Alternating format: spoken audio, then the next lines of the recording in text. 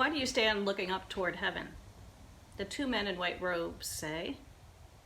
They might have asked, where do you look when you look for God? I spent some time looking up this week. Every day I took some video. Most of the footage that you are seeing now is from my backyard. The sky never exactly looks the same. Sometimes the clouds are light and wispy. Other times they grow dark and threatening. There was one day when I held my phone out in the pouring rain. Occasionally a bird will fly by. And I was surprised one day, actually, I heard the sound of an airplane. It's an unusual sound these days. Why do you stand looking up toward heaven? Where do you look when you look for God? The ancient world thought that the universe was divided into three parts. The earth was the domain of humans, the heavens were above, and the underworld were below. And the heavens were the dwelling place of God. In the Bible, clouds often are a sign of divine presence. Do you remember in the book of Exodus, when the people are being led out of slavery from Egypt, God leads them in a pillar of cloud.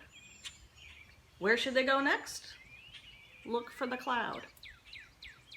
In the Gospel of Luke, at the time of the Transfiguration, Jesus takes three of his disciples, Peter, James, and John, and they go up a mountain. And there at the top of the mountain, Jesus is transfigured. His clothes change to dazzling white. And he appears with Moses and Elijah, who have been dead for thousands of years. And then suddenly a cloud overshadows them, and a voice sounds from the cloud. And the voice is God. In the Bible, often, divine presence is marked by a cloud. No. So where do you look when you look for God? Is God somewhere far away up there in the clouds?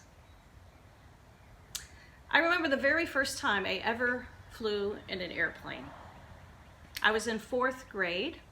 My brother's 2 years younger, so he was in 2nd grade. And he and I and our parents were flying to Walt Disney World. We were excited about Disney World, but we really didn't know actually a lot about it. And I think I was most excited about taking an airplane. Now, as I remember it, I got those little Eastern Airlines wings to put on my shirt, a pin. And then I settled into the window seat and put my seatbelt on, looking out the window. I was looking forward to seeing the tops of the trees and the tops of the houses as we flew over. But here's something I didn't expect. It was a dark and cloudy day. And so as we flew up, I was looking out the window, and then all of a sudden, we went through the clouds and the sun was shining. I had never even expected that. It was amazing. We could actually look down on the clouds and the sun was there all along. I'm still amazed by that. I'm still amazed on flying on cloudy days and after a little bit of a turbulence getting above the clouds and once again recognizing to myself once again that the sun was there all along. Just because we can't see it doesn't mean it's not there. So where do you look when you look for God? The two men in the white robes say, don't just stand there looking up at the clouds. Don't limit God to where you think God should be. God is beyond the heavens, beyond the clouds. One thing I think we're learning during this pandemic is that God will not be confined. If we thought even subconsciously that God was in a building, we were wrong. The men in the white robes might have said to us today, why do you stand looking up at your stained glass windows and vaulted ceilings? God is beyond all that. God is beyond the clouds. God is here. And here is wherever you are. Amen.